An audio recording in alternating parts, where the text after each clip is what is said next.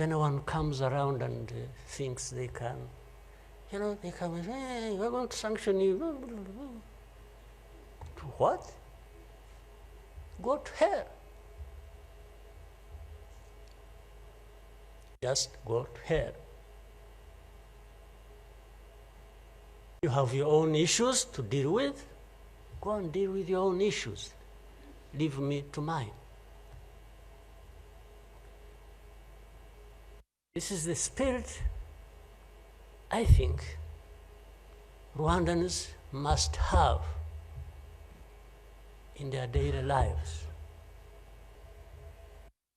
We will not die not fighting like last time.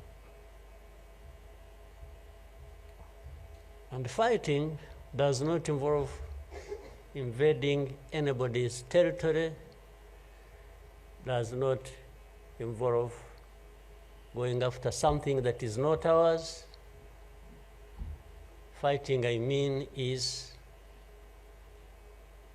if you find us here and want to treat us the way you want that we have seen in the past, I just want to assure you, you will not succeed.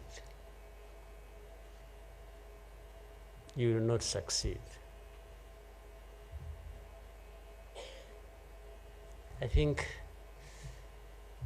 I beg all these Rwandans, we should be itching for a fight with anybody who wants to come here and turn things upside down. And I think there are many who are ready to join.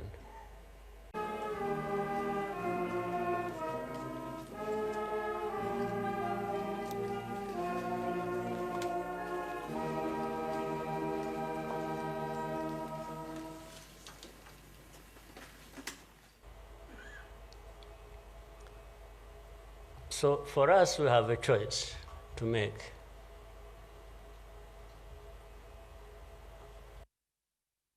You are either crushed in between and you stop existing, or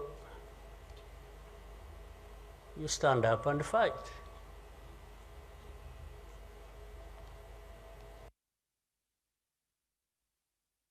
When people are saying in the testimony that, the hope they have and that what happened here 30-something years ago will never happen again.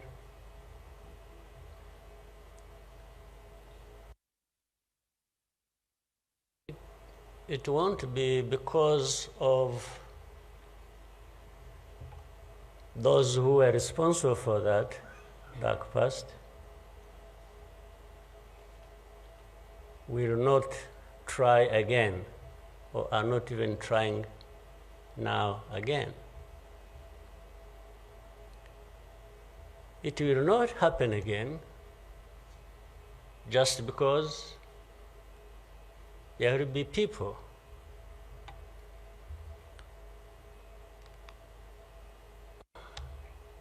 who will stand up and fight.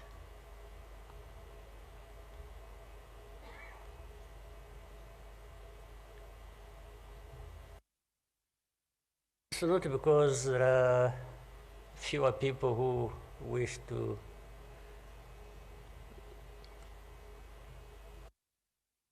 perish or who would have wished us all to disappear, this country to disappear.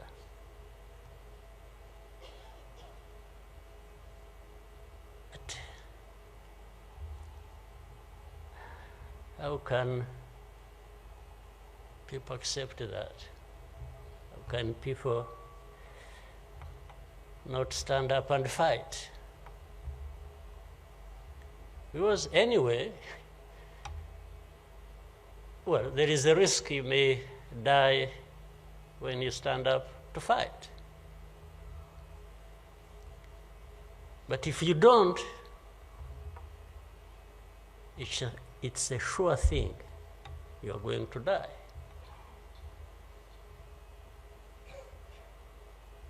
So, why don't I try the former?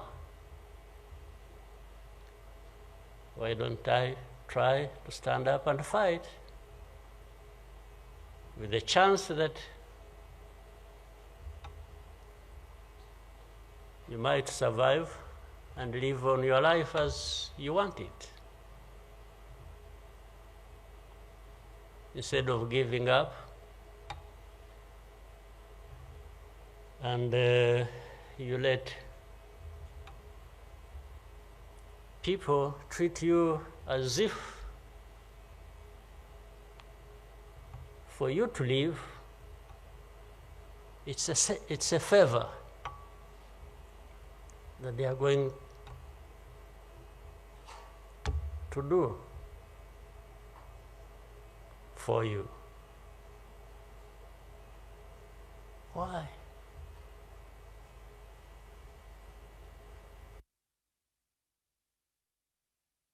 I've also had people come to me and warn me and say, President, you know you are too vocal, you say things that challenge these people who have the power in their hands, and they're going to kill you. Well, first of all, it means they are killers.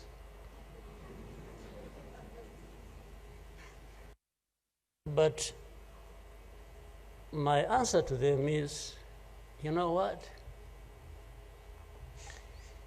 If I were to be there to just accept these things to happen, I don't think I would count myself as living anyway. It's like I would already be dead. To live a life of lies, of pretense,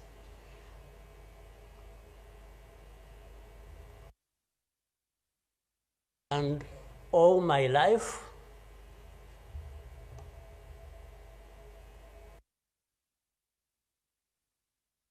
to somebody else,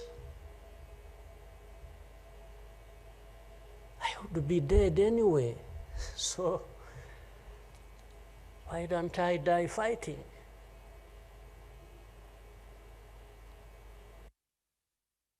So you Rwandans, why don't you die fighting? Instead of dying anyway,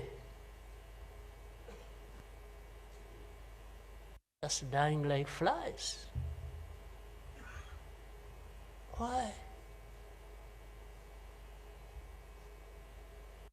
My message goes to other Africans who live like this on a daily basis, who are dehumanized. And they accept it and they beg. I can't beg to live. I can't beg anybody.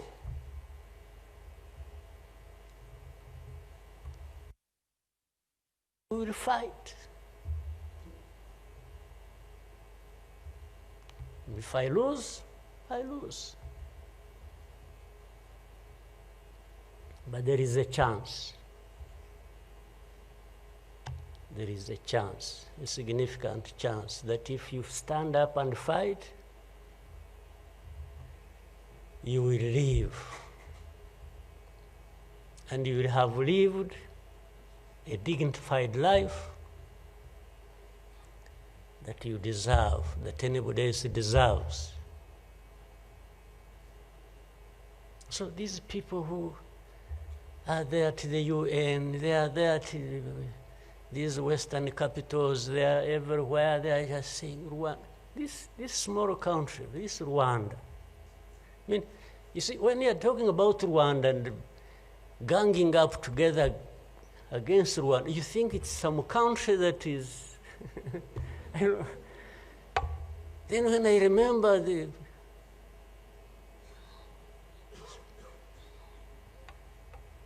the facts about it.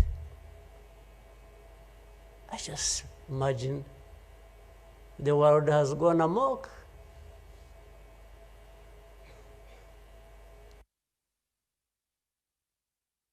But in the midst of all that,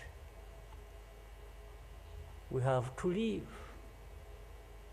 We have to live our lives, we have to fight for that, we have to live the way we want. And I tell anybody to his face to go to hell.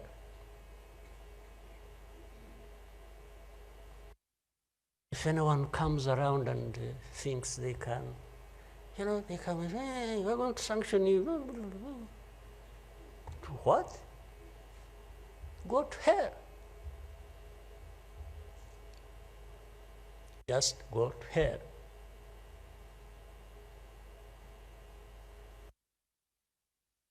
You have your own issues to deal with. Go and deal with your own issues. Leave me to mine. This is the spirit I think Rwandans must have in their daily lives. So my worry is not about how powerful these people are that come down upon us and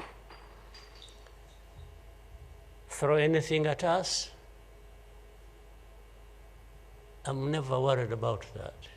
I worry about one thing, which has lived on for centuries. It's for Rwandans. It's for Africans who sit back and find nothing wrong with accepting to be treated like that. That's my only worry. When can Rwandans, when can Africans refuse to be mistreated like this? To be told they have no value, to be told that their lives have to be lived as a result of a favor they are being done by somebody else. What a shame for people to accept that even for a moment. You must not accept it. You must get up and fight for yourself.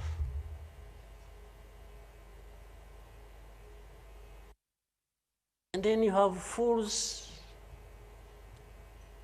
leading countries and being used as puppets.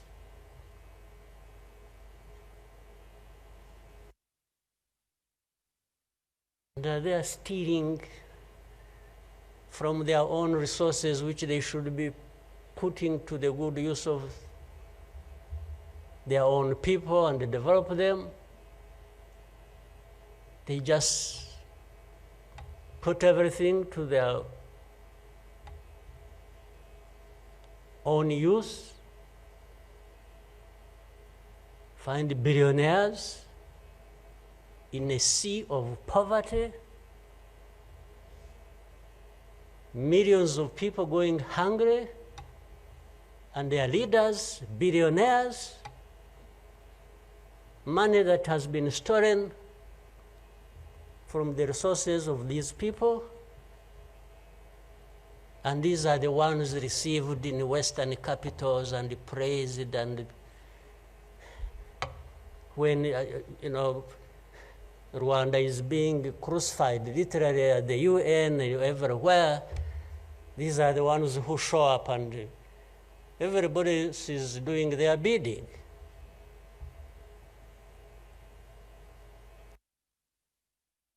They don't talk. These ones don't even say a thing. There is somebody to say it for them.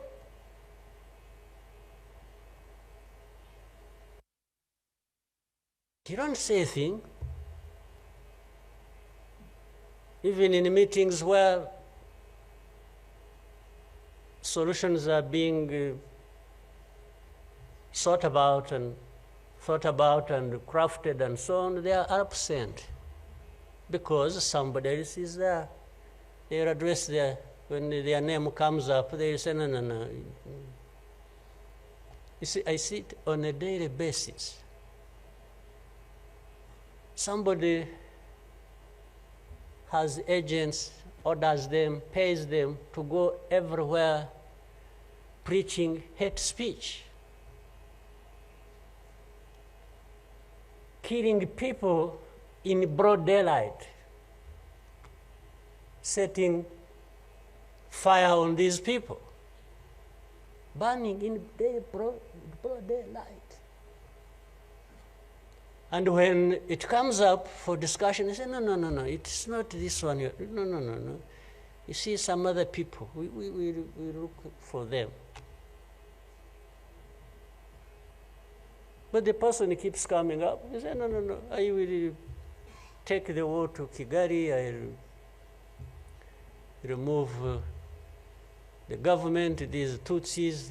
We are tired of them, like they were tired of them 31 years ago. Here. And it's okay. These wonderful people, these powerful people who tell us what to do and what not to do, they are okay with that. They are fine with that.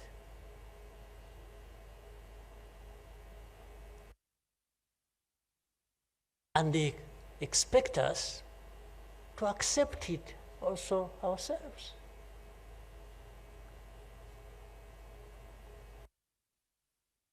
In broad daylight.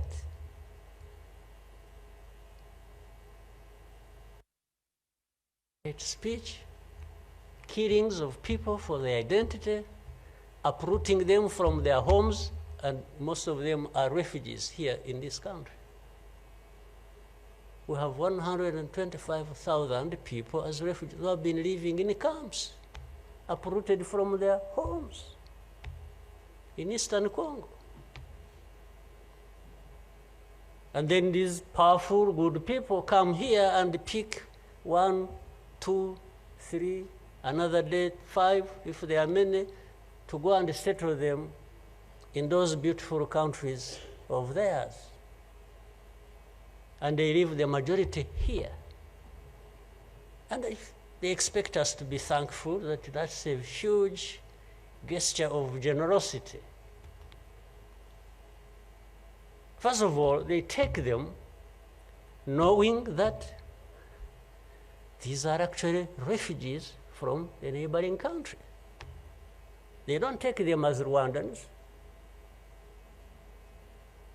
They take them as refugees from Congo. Only that they are taking very few. They are not, I wish they could take all of them. Those who wish to go and resettle them. So the rest becomes my problem. So what they have to do is cleanse Eastern Congo of all these people, bring them to Rwanda, take to your countries those you want, few, very few, not even 0.1%, and the rest should remain Rwanda's problem. Because after all, these ones are Tutsis like Kagame. That's a simple conclusion. But ask yourselves, how did these people end up being across the border of Rwanda? Was it really done by Kagame? Was it done by Rwanda? No, for us, we are here lucky that we are alive, that we survived.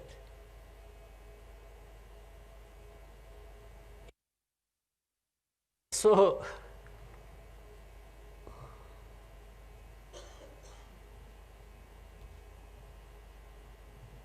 But as I say this,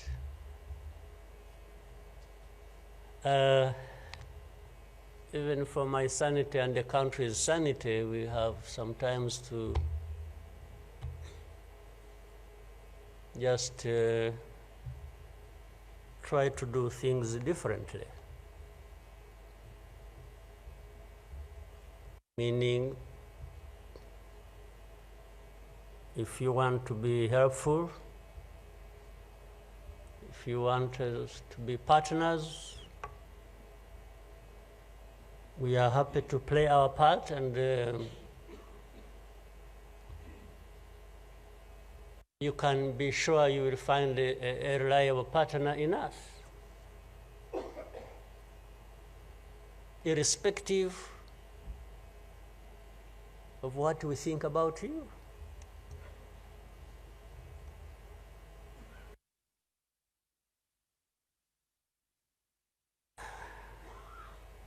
You know,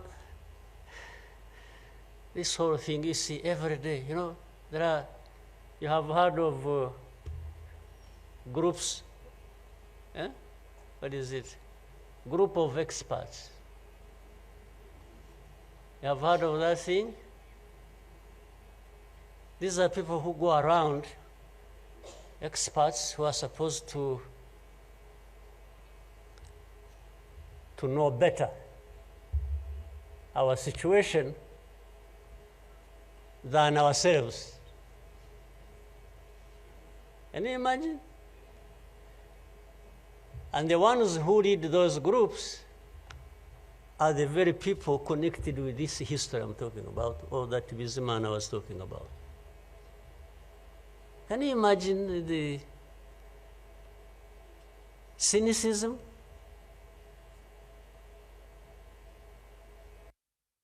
And this expert comes to me and asks me, you know, but this,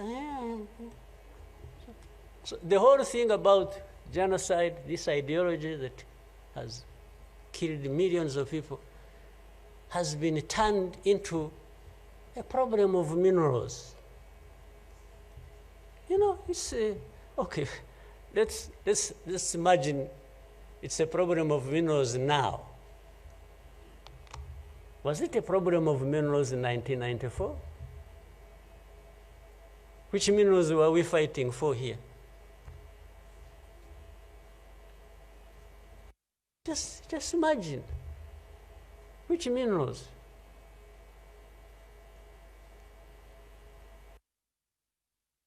Second, if it were to be minerals, how many are actually fighting for these minerals in those places? Assuming you found evidence about Rwanda being implicated in what's happening in Congo for minerals in Eastern Congo. Are you really saying it is just Rwanda? Why don't you be brave enough to say Rwanda is invading our territory we have created for ourselves and is encroaching on the minerals we are also encroaching on in Eastern Congo? Why don't you be brave enough to admit that? At least to say that.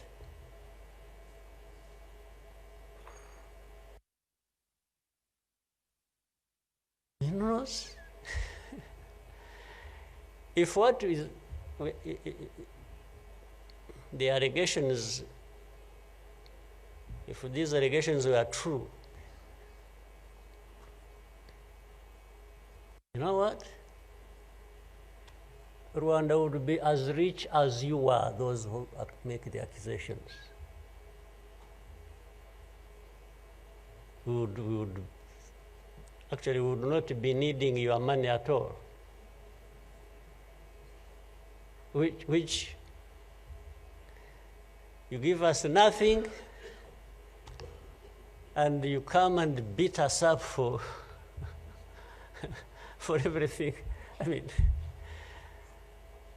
yeah, that is the world between the dark past and the cruel present.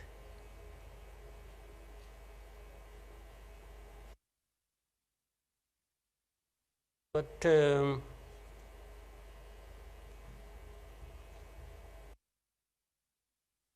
what didn't kill us and finish us 21 years ago has hardened us, has prepared us for the bad things that will always come anytime these people want and wish. Honestly, I want to assure you, we will not die not fighting like last time. And fighting does not involve invading anybody's territory, does not involve going after something that is not ours. Fighting, I mean, is if you find us here and want to treat us the way you want that you have seen in the past, I just want to assure you, you will not succeed. You will not succeed. I think I beg all these Rwandans, we should be itching for a fight with anybody who wants to come here and turn things upside down. And I think there are many who are ready to join for that. But for our friends, our partners, please don't misunderstand us, don't mistreat us. We have had enough of it. Take it somewhere else. Take it somewhere else. You know, this Bizimana who was telling you this whole history, by the Bizimana, if you could compile that and distribute it to our friends and all of us. I actually want a copy of what you... But I think you should give our friends and others, they need to... Much as in the cruel present, facts don't matter, evidence doesn't matter, the truth doesn't matter. What matters is what pleases you on any day, and doesn't matter what facts about others. But and I was saying this because this man made another presentation another time that involved the same people he was talking about. And the next day, from embassies, people came to him, threatening him. You know, they even, they are so foolishly brave to just, you know, they went to him. And I think another message went through Foreign Affairs. It's like this man who is saying this, and he was not saying it is not true, but he was saying no for daring to say it, even if it is the truth. Yes, they threatened him, and they even started threatening he will not get a visa to travel anymore to some places, face to face, like that. Somebody from the embassy threatening our minister. Of course, I can't blame them that, given this history we have had, that from the embassy they even think they are above the minister. Yeah. He just come and say, you dare say this? He wasn't saying, this is contrary to the truth or evidence we have. Why did you present the lies? No. He was just saying, whether lies or truth, you shouldn't have said it. That is the cruel present we live in, but we must confront it. And we will. We shall. No question about it. I've also told people that anyway, for us, we are in a sort of not bad position because the worst has already happened to us. I don't think anything worse will happen, ever. So those who are scared, fearful of anything, I just want to console you in some way, if you may, that actually the worst has already passed. When we lost the people during that time, the young man was giving a testimony about. Do you think anything like that would ever happen again? I don't think so. So why would we be scared of anything? The worst. The hurricane came and we took cover and things, and it has passed. And we rebuilt. We rebuilt our strength of all kinds. I don't think there is any other hurricane that will come and sweep across the country, destroying everything. I don't think so. So, and this day always reminds us of some of the things that I ignored and the facts that remember the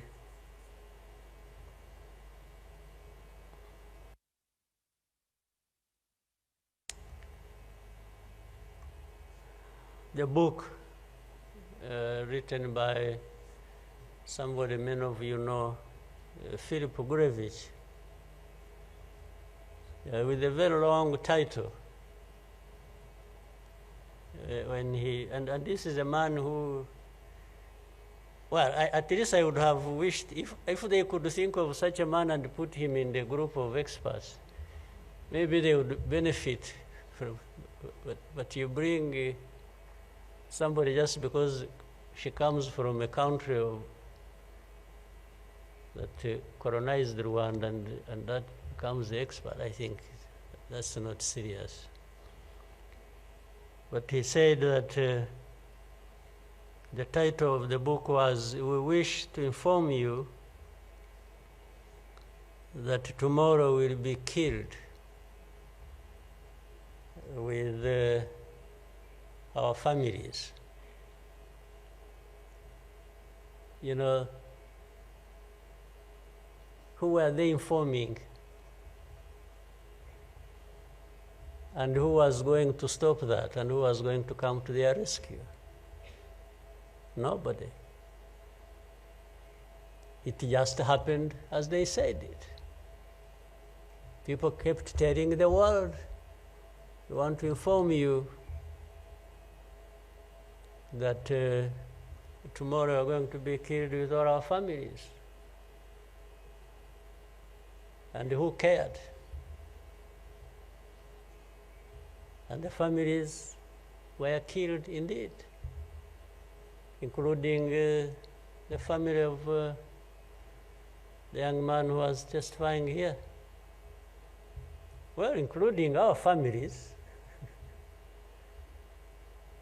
those of us standing here who have been demonized every single day, about our history. The history where there is a force that always has been attempting to turn victims into perpetrators. So these people who give testimonies and say what happened to them, they are actually now perpetrators. They are no longer victims. So the cynicism I was talking about of what happens in this world is that these very people who barely survived and who lost everything else and their families are now the victims, the perpetrators, no longer victims. That's what the world wants to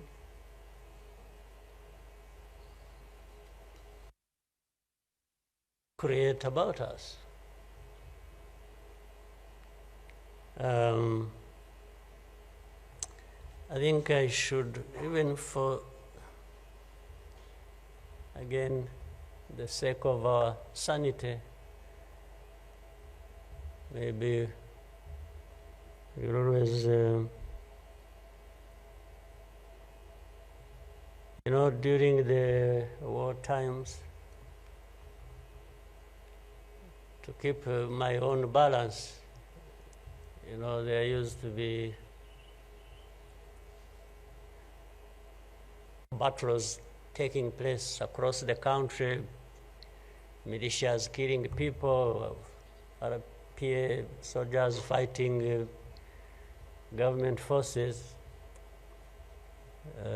Sometimes in our movements, one of the commanders would come to me and say, "President, you come and see what has happened here." I went there once and saw a mass grave that they had just dug with caterpillars, and I think they had put in over 2,000 people. And from that lot, we found 12 people are still breathing. And we got them out. I was told the other day of the 12, I think they lived for some time, and then now they are remaining 7 out of 12. I kept following the story. 7 are still alive. I think 5 died of... But from that moment, I told the commanders that they should never bring my attention to this kind of thing. They should just handle it, and we agreed how they would be handling it. But I should never, I don't even need to be informed or, and the reason was simple. And that, fortunately, such a moment of remembrance sort of takes you back into that. But the reason was I didn't want my judgment and my conduct of the war and the leadership I was supposed to be providing to be impaired in any way by the anger, by what you saw. So that's why I wanted to keep my own balance so that we go through so many things. But otherwise, if I kept seeing this,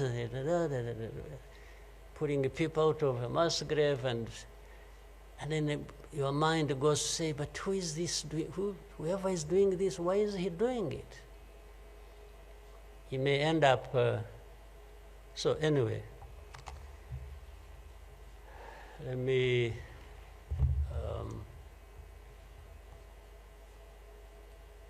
end here. There will always be another day, another year to commemorate our lost people. But for Rwandans, I beg you,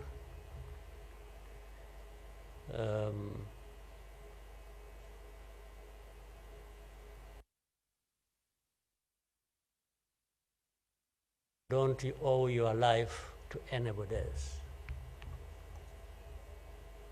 And please have the courage to deal with the situation and moment as it is. Don't offend anybody, but always fight for what is yours. Don't allow anybody else to dictate to you how you should live your life, because the moment you accept it, that is the day you have lost your life. God bless you.